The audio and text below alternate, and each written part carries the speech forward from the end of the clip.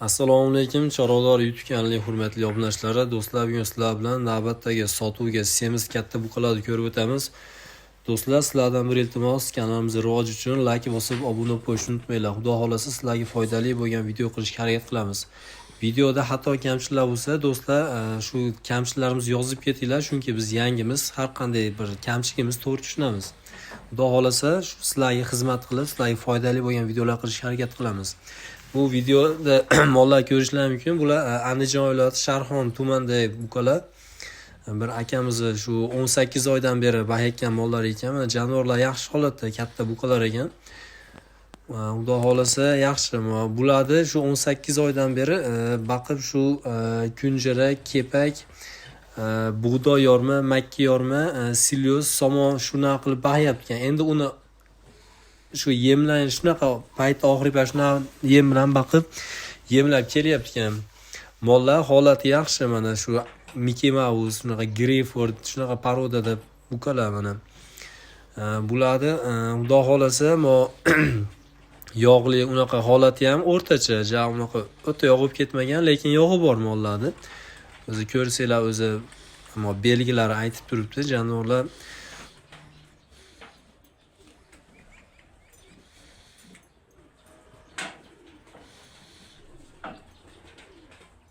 bu mollarni 68 mingdan 3 vazniga tortib beraman deyapti-kan. Biroz xayrni qilib kelishtirib berar ekan. Akamizga nomerlarga aloqa chiqsanglar, xudo xolasa kelishtirib chiroyli qilib beradi. Jonivorlar ancha yaxshi holatda, mana ko'rishingiz mumkin. Endi o'ta to'lib zo'rib ketmagan, lekin yaxshi mollar. Yani bemalol pichoqqa yoraveradi jonivorlar, katta buqalar mana.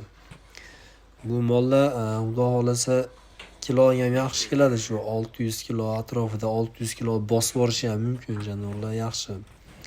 Endi mana bu mollarni shu 18 oy oldin olgan ekan, 18 oy musoash olganda 200-250 kilo atrofida triga bo'lsa, shu 18 oy davomida mana shuncha natija bo'lar ekan mana.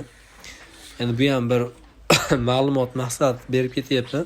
O'zimizda bir yaqin akamiz ham shunaqangi Greyford gibrid buqalar olib baqqan. U mollar ham shunaqa 17 oy vaqti hozir ham bahayapti, Xudo xolasa qurbonlikka deb. U mollari lekin yaxshi, 700 kilo atrofida bo'lib ketgan jonivor.